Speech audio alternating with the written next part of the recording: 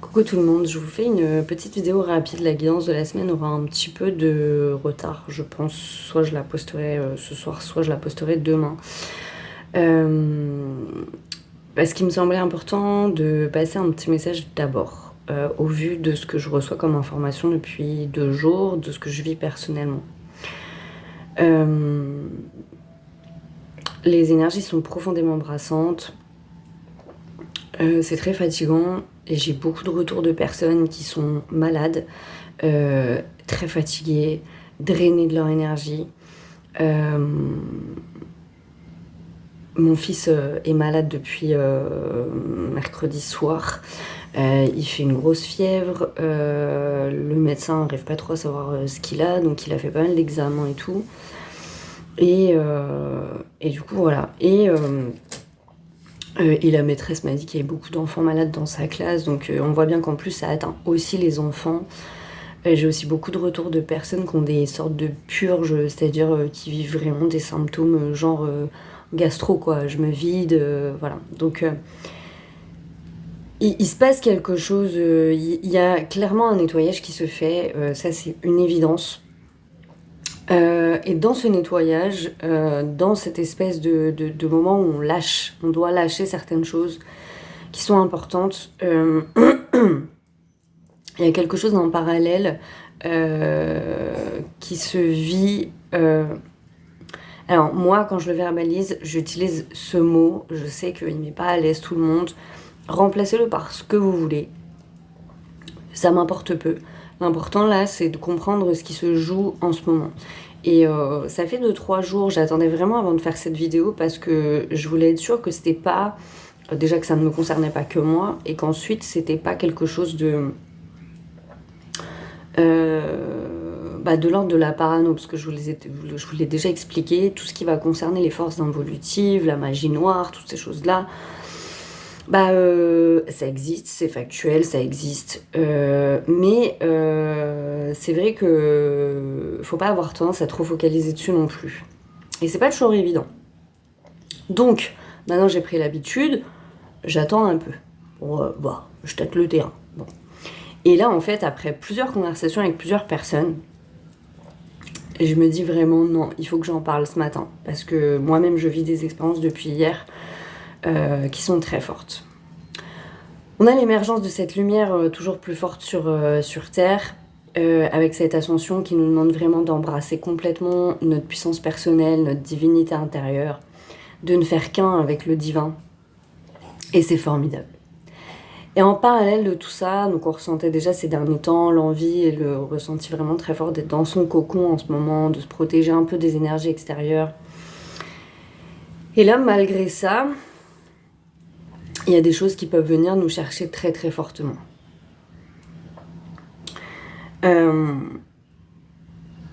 En parallèle de cette purge, il y a effectivement ce que moi je considère comme des attaques. Alors quand je dis attaque, en fait, je le dis comme ça parce que c'est vraiment un truc qui vient vous chercher. Et des fois, vous êtes grave serein dans votre vie, vous êtes bien, et là, tout d'un coup, il y a un truc, mais qui vient vous prendre comme ça, et qui dit, allez, tu vas aller dans la peur, allez, viens, tu vas aller dans... Allez, viens.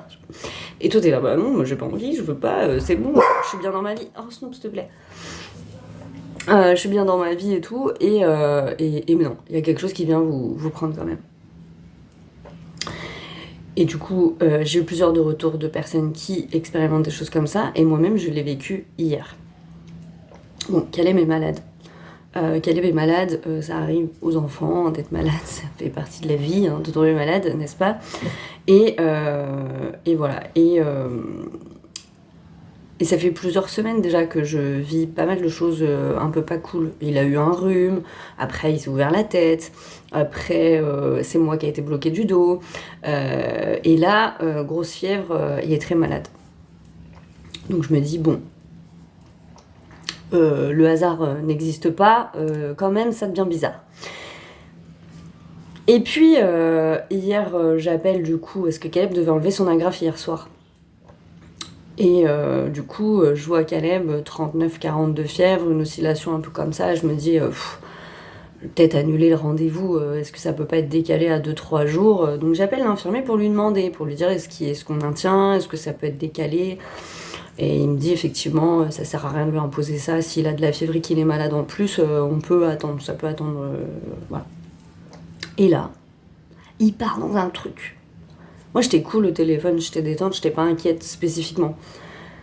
Et il part dans un truc, mais vraiment tout seul, quoi. À me dire, oui, mais vous comprenez, c'est comme... il y a beaucoup de... On a des recrudescences de coqueluche, et puis de tétanos, en plus du Covid. Donc, c'est à cause de tous ces irresponsables qui se vaccinent pas. Et là, il me dit, et vous êtes vacciné? Et là, moi, bon, parce que moi, je commence à avoir l'habitude sur les questionnements des vaccins, donc ça, maintenant, c'est deux choses qui me font un peu sourire. Et du coup, pas de bol pour lui, je lui dis, bah oui, en l'occurrence, oui, je me suis fait vacciner après ma grossesse, en fait, donc on m'a fait un rappel, quoi. Ah bon, ah d'accord, et le papa, il est vacciné? Je dis, bah oui, en l'occurrence, il est vacciné aussi, parce qu'il s'est fait vacciner pendant ma grossesse. Il me dit, ah, c'est bien, hein, des gens responsables. Non, parce que vraiment, c'est un truc de fou, hein, vous verriez, hein, ces recrudescences de coqueluche et tout. Et là, dans ma tête, je me dis, je t'ai juste dit que mon fils, il avait de la fièvre. Pourquoi tu me parles de la coqueluche, quoi? Qu'est-ce que ça vient foutre là? Pourquoi tu me parles du tétanos? Pourquoi t'essaies de m'emmener dans un endroit où j'ai pas envie d'aller, en fait, très clairement? Parce que, voilà, à la limite, je l'aurais décrit des symptômes qui auraient évoqué la coqueluche, j'aurais compris qu'il me parle de ça, mais là, il n'y avait pas lu, ce n'était pas... bon, bref. Et franchement, moi, je suis mort de rire au téléphone, parce que je le vois partir dans son truc, et je me dis, ok, d'accord, bon, vas-y, on va pas chercher à comprendre, voilà, je dis merci, bon courage, blablabla. L'après-midi, je vais chez le médecin. J'arrive à avoir un rendez-vous chez le médecin et je vais chez le médecin. Et là, deuxième épisode, quoi. Et je me dis, mais... Et je suis fière de moi parce que je suis restée sereine et calme sur le moment. Je vois donc enfin, c'est pas le médecin habituel de mon fils, mais voilà. Pour la petite histoire, moi, mon fils, comme il n'a pas été en collectivité les 3 premières années de sa vie, son calendrier vaccinal, il est décalé. Je dis bien, il est décalé, il n'est pas annulé. Hein. Mon fils, il a ses vaccins, mais c'est décalé. C'est-à-dire que moi, il n'a pas été vacciné comme à 2 mois, comme tous les autres enfants. Sachant que Caleb est né après la date de l'obligation vaccinale. Bref. Et du coup, voilà. Et là, je sais pas pourquoi, pareil, elle part en cacahuète, mais direct, sur, donc je lui explique la fièvre, tout ça, et elle part en cacahuète sur le tétanos. En me disant, mais oui, mais votre fils, est-ce que ses vaccins sont à jour par rapport au tétanos et tout, vous avez son carnet de santé et tout.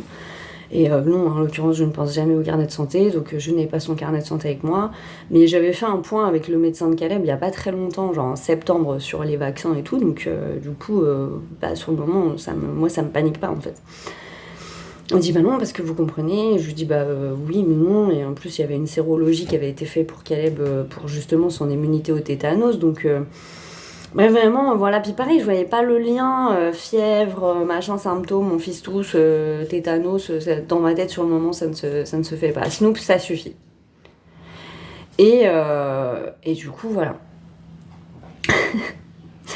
Donc, elle commence à se braquer, parce qu'elle me dit, oui, mais comment ça se fait qu'il a pas toutes ces injections et je lui dis, mais parce que je lui explique, du coup, comme il n'a pas été en collectivité, machin, du coup, ça a été décalé. Je lui dis, mais ça n'a rien à voir avec la collectivité ou pas, voilà. Et vraiment, je sens, elle se braque, quoi, elle bloque. Et moi, j'essaie de rester calme, voilà, de dire, oui, ça va, voilà. Pareil, je commence à avoir l'habitude, mais bon... Et je lui dis, mais de toute façon, j'étais suivie par le docteur de la PMI, donc très concrètement, tout ça, ça a été encadré et calé, quoi, je veux dire, voilà. Et ben non. Et elle me dit, bah justement, ça m'étonne un petit peu que ça ait été validé par un médecin, tout ça.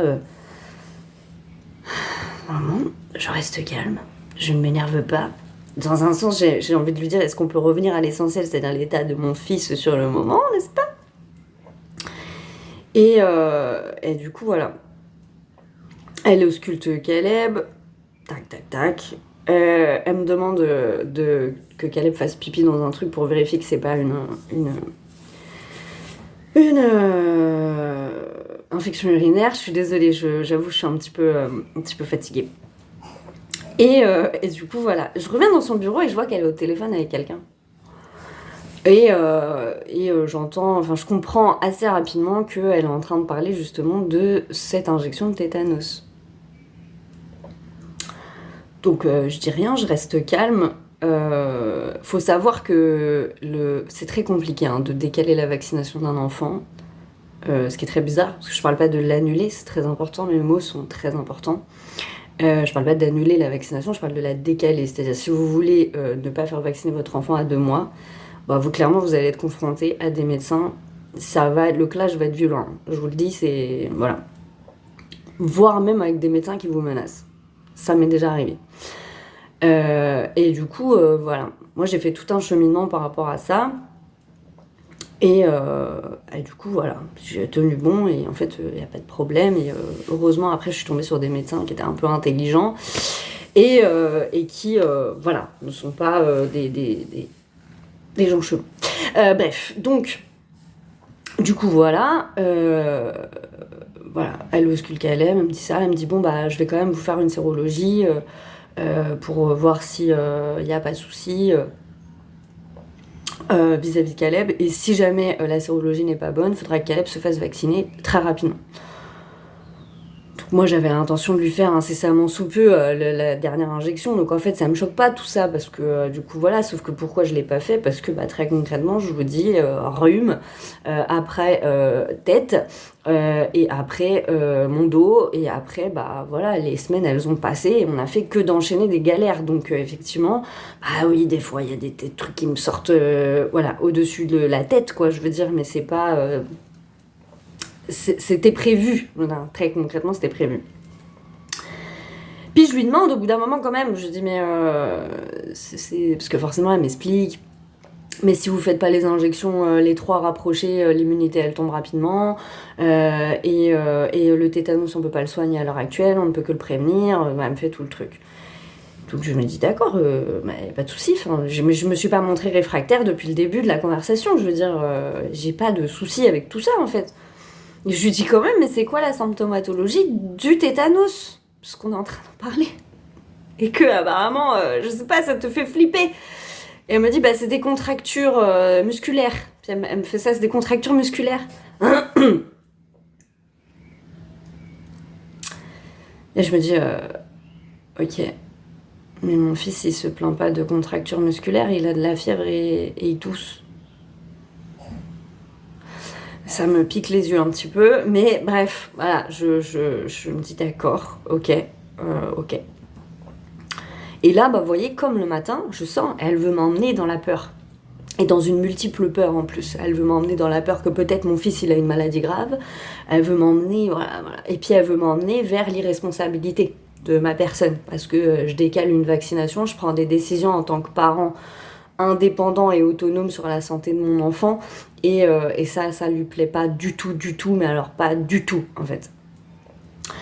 Avec cette phrase ultime, je lui explique du coup ce que je vous ai dit là, bah oui, c'était prévu cette vaccination, et elle me dit oui, effectivement, je vois, vous avez vu le docteur machin le mois de septembre et tout. Je dis bah oui, on en a parlé, et elle m'a même fait une ordonnance, donc voilà, enfin, très concrètement, c'était qu'une question de temps. Et je rajoute cette phrase en disant bah oui, notamment la blessure à la tête, clairement, c'était pas prévu quoi. Et là, elle me sort. Ah bah oui, heureusement que c'était pas prévu, hein, parce que sinon je serais obligée d'appeler les services sociaux. Sur ce ton-là, quoi.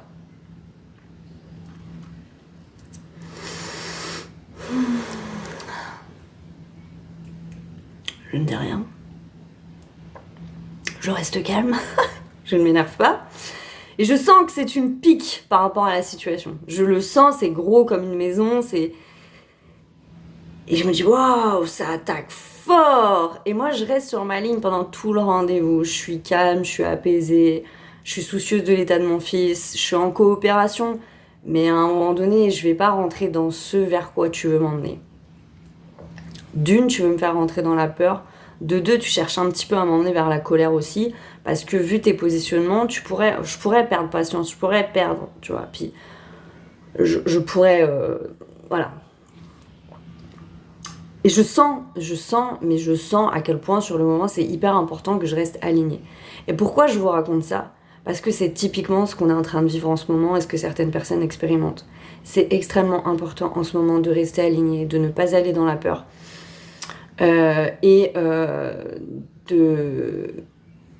D'être riche de sa conscience, de sa puissance personnelle. Vraiment, fondamentalement, c'est super important. Parce qu'il y a des énergies tierces là qui viennent vous chercher sur des choses. Et ça peut être compliqué. Ça peut être compliqué parce qu'on est humain, qu'on est fatigué, qu'il y a des brèches importantes et que toutes les personnes qui vont avoir des brèches importantes en termes de confiance en soi notamment et en termes de résonance sur mais qu'est-ce que c'est finalement que ma puissance personnelle, moi je me sens pas puissante dans mon quotidien. Vous allez être cherché très très fort sur des choses comme ça. Je ne suis pas la seule à avoir expérimenté ce genre de choses ces derniers temps. Et voilà. Et du coup, c'est pour ça que ça me paraissait important de vous faire une petite vidéo là-dessus, parce que cette énergie, elle est très présente. Il y a un vrai combat entre les forces en ce moment. Et du coup, c'est important de ne pas le nourrir. Enfin, la volonté de combat, elle émane que d'un côté. Hein, mais c'est très important de ne pas nourrir, de ne pas aller dans des zones où on n'a pas envie d'aller. De ne pas laisser les gens nous emmener et nous laisser croire ou projeter des situations sur nous qui ne nous appartiennent pas. Et qui à un moment donné, voilà. Et j'en ai fait l'expérience il y a quelques semaines, pareil, quand je suis tombée malade. Quand on tombe malade, les gens, je sais pas pourquoi, ça devient une folie. Tout de suite, on nous parle du Covid. Sauf qu'il y a plein d'autres maladies qui existent, en fait. En vrai de vrai. Il y en a plein. Voilà. Donc, oui, peut-être c'est le Covid, puis peut-être c'est autre chose. Puis peut-être on peut arrêter d'avoir peur de tout dans la vie aussi, c'est possible. La maladie, elle fait partie de la vie, elle est là pour nous dire quelque chose. Et c'est tout, en fait. Et vous voyez ce phénomène-là des fois vous êtes bien dans votre vie, ça va, vous êtes aligné. Mais il y a quelqu'un qui va venir vous chercher et qui va aller créer du doute.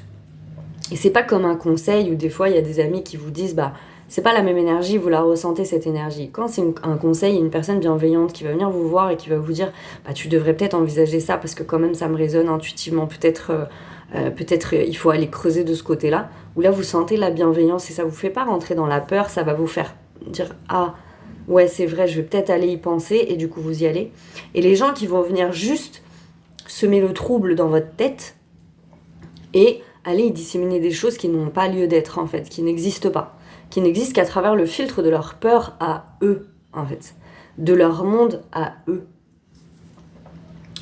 Et vous voyez, ça peut être sur des choses qui sont vraiment lourdes, qui sont vraiment, qui font vraiment rentrer dans la peur. Donc, c'est très important. Je devais vraiment vous passer le message parce que j'ai trop de retours de personnes qui sont pas bien, qui vivent des choses compliquées, voire même très très compliquées pour certaines personnes. Et là, hier, c'était trop gros. Et ce matin, je me suis réveillée beaucoup moins alignée que hier. Avec une sensation, la fatigue faisant, l'inquiétude aussi. Je suis maman, donc forcément, au bout d'un moment, je m'inquiète aussi. Et l'inquiétude devient à un moment donné une brèche aussi pour tous ces trucs-là. Donc, du coup, voilà, en plus de ça, en parallèle, et je terminerai là-dessus, je crois que c'est très important en ce moment qu'on se soutienne. Comme si, en face de tout ça, en face de ces égrégores et de ces choses qui viennent nous chercher, sachant qu'il y a de la jalousie, il y a des intentions, c'est ce que je me suis rendu compte hier, il y a des intentions en ce moment de gens qui nous atteignent sans alors c'est plus ou moins en conscience, comme toujours, comme à chaque fois pour les énergies de jalousie, mais de jalousie ou d'envie, ou vous voyez, de sentiments un petit peu néfastes.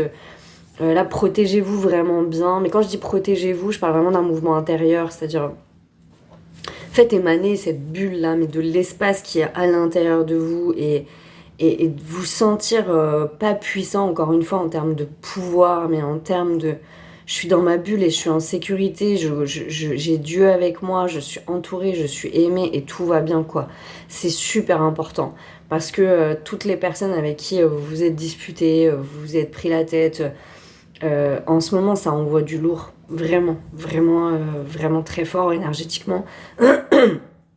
Et ça peut être un petit peu compliqué. Donc voilà, sachant qu'en parallèle, on vit bien un brassage de nettoyage. Et ça, il est palpable aussi, ce mouvement. On se nettoie et on se purge de beaucoup de croyances, de schémas dont on n'a plus besoin pour avancer. Et d'ailleurs, ces forces involutives-là, elles viennent nous faire travailler ça, nous faire travailler le... Alors, tu rentres dans la peur ou t'es vraiment en confiance? Donc, voilà. Je voulais vraiment vous partager ça. Faites très attention à vous. C'est même plus de l'ancrage, c'est même plus de la protection. C'est même un peu une vidéo bottage de fesses là, que j'ai envie de vous faire. C'est que là, vraiment, ce qu'on nous propose, c'est de nous choisir vraiment, nous, très fort. Et que la seule manière de dégommer ces énergies, c'est de croire en soi, mais à un niveau qui n'a jamais été encore atteint. Ne vous laissez pas démonter par ces énergies qui aimeraient vous faire croire que vous êtes une mauvaise personne, que vous êtes irresponsable, que vous n'êtes pas capable, que vous avez tort, que vous êtes la mauvaise personne de l'histoire. Tous ces trucs-là, là, ça dégage. Restez dans votre vérité, dans votre être-té, encore plus même que la vérité. Restez dans vos valeurs, dans... Je suis ce que je suis, je sais de quoi est fait mon cœur, en fait. Je sais quelle est mon intention première. Par contre, vous remettez vos intentions en question. Mais moi, je ne remettrai pas les miennes. Je sais par quoi j'ai été guidée quand j'ai pris certaines décisions. Je sais que, au fond de moi, c'est l'amour qu'a porté mes mots et qu'a porté mes actes. Toujours. À partir de là, à partir de ça, du moment où ça s'est aligné, je veux même plus entendre parler du reste. Vous n'existez pas. Vous n'existez plus, en fait. Et c'est super important d'avoir cette fermeté-là dans ce que vous êtes, en profondeur. Voilà. Je vais m'arrêter là. Voilà, je suis désolée pour ce petit retard sur la guidance. Elle va pas tarder, hein. Je pense vraiment qu'elle sera en ligne demain. Mais en même temps, quand je fais la guidance de la semaine, pour moi, c'est très important d'être dans des énergies... j'allais dire pure, c'est pas vraiment le mot, mais vraiment très très aligné. Et là, c'est vrai que je vais avoir besoin d'un petit peu de temps pour me recentrer. Du coup, voilà. Mais bon, somme toute, elle devrait pas le plus tarder. Voilà. Mais c'était important avant la guidance que je vous fasse ce petit disclaimer. Je ne sais pas si c'est le bon mot parce que je parle pas anglais. Voilà. Et désolée pour ma tête, je ne suis pas Instagrammable ni YouTubeable. Mais bon, il y a des choses qui sont plus importantes que ça, je crois. Voilà. Je vous embrasse bien fort. Pensons à soutenons-nous en nous envoyant des énergies de force et de lumière. Je crois vraiment qu'en contrepartie de ça, on doit